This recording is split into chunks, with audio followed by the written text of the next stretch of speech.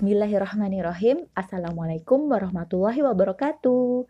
Di video kali ini akan dibahas mengenai analisis jabatan, formasi, analis perbendaharaan.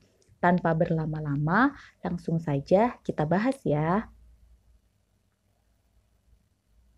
Jabatan analis perbendaharaan melakukan kegiatan yang meliputi pengumpulan, pengklasifikasian, dan penelaahan untuk menyimpulkan dan menyusun rekomendasi di bidang perbendaharaan agar pelaksanaan tugas subbagian perbendaharaan bisa berjalan dengan lancar. Ruang lingkup untuk seorang analis perbendaharaan itu berkaitan dengan kepala bagian keuangan dalam hal konsultasi dan pelaporan pelaksanaan tugas. Selanjutnya, berhubungan dengan jabatan Kasubag Perbendaharaan dalam hal koordinasi pelaksanaan tugas. Berikut adalah diagram yang bisa kalian lihat, di mana Kabid Keuangan itu membawahi bidang perbendaharaan, yaitu Kasubag Perbendaharaan. Di bawah Kasubag Perbendaharaan itu ada analis perbendaharaan dan analis sistem informasi perbendaharaan. Biasanya di satuan kerja seperti itu ya teman-teman ya.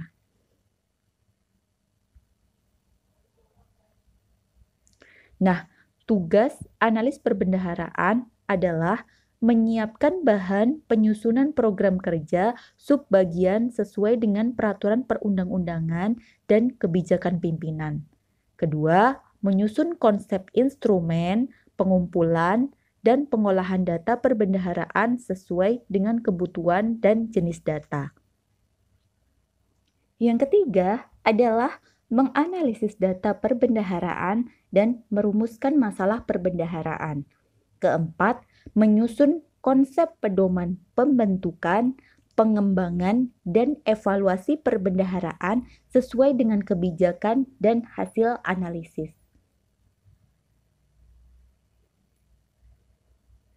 Tugas yang selanjutnya, yang kelima, yaitu menyusun bahan dan melakukan pemantauan dan evaluasi kinerja perbendaharaan.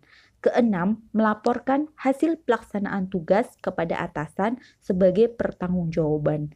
Yang ketujuh, melaksanakan tugas kedinasan lain yang diberikan oleh atasan. Hasil kerja yang diharapkan dari jabatan analis perbendaharaan yang pertama adalah konsep program kerja subbagian. Kedua, konsep instrumen, pengumpulan, dan pengolahan data perbendaharaan. Tiga, hasil analisis data organisasi dan rumusan masalah perbendaharaan. Keempat, konsep pedoman pengembangan dan evaluasi perbendaharaan. Kelima, bahan pemantauan dan evaluasi kinerja perbendaharaan. Keenam, berupa laporan pelaksanaan tugas, dan ketujuh adalah laporan pelaksanaan tugas dinas lainnya. Terakhir, tanggung jawab. Tanggung jawab seorang analis perbendaharaan meliputi pertama, kebenaran dan ketepatan hasil analisisnya. Yang kedua, kesesuaian dan kelengkapan data dan informasi. Ketiga, kelancaran pelaksanaan tugas. Yang keempat, keserasian dan keterpaduan hubungan kerja. Nah, untuk analis perbendaharaan sendiri ini ada di kementerian atau lembaga atau disebut analis perbendaharaan negara. Instansi pembinanya adalah Kementerian Keuangan. Masuknya ke dalam rumpun jabatan akuntansi dan anggaran dengan dasar Permenpan RB nomor 52 tahun 2018. Nah, berdasarkan informasi ini, kalian bisa mencari lebih detail mengenai informasi seperti apa sih analis perbendaharaan negara itu. Nah, selain itu, ada juga analis perbendaharaan yang di daerah atau di pemerintah daerah. Biasanya, analis perbendaharaan ini ada di bawah bagian keuangan. Sebenarnya sama saja rumpun jabatannya termasuk akuntansi dan anggaran. Hanya dia mengacu pada peraturan gubernur, wali kota, atau bupati. Untuk pemerintah daerah, analis perbendaharaan itu juga ada biasanya di Badan Pengelolaan Keuangan dan Aset Daerah. Tapi biasanya di satuan kerja yang ada di bawah BPKAD itu juga ada analis perbendaharaan yang nantinya itu akan membuat laporan yang akan digabungkan oleh BPKAD itu.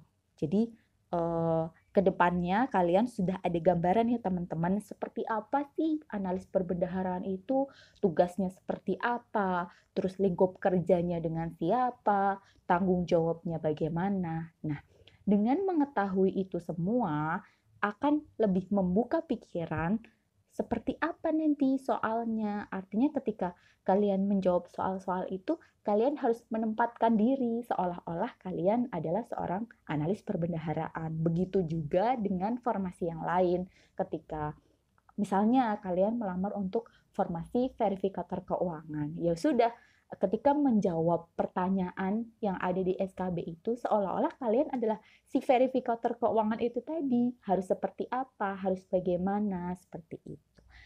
Cukup jelas ya teman-teman, semoga apa yang aku sampaikan ini ada manfaatnya. Kalau ada kesalahan itu murni dari aku. Semoga kalian semua sukses dan harapan kalian untuk menjadi seorang PNS bisa terwujud. Sekian dari aku, terima kasih. Wassalamualaikum warahmatullahi wabarakatuh.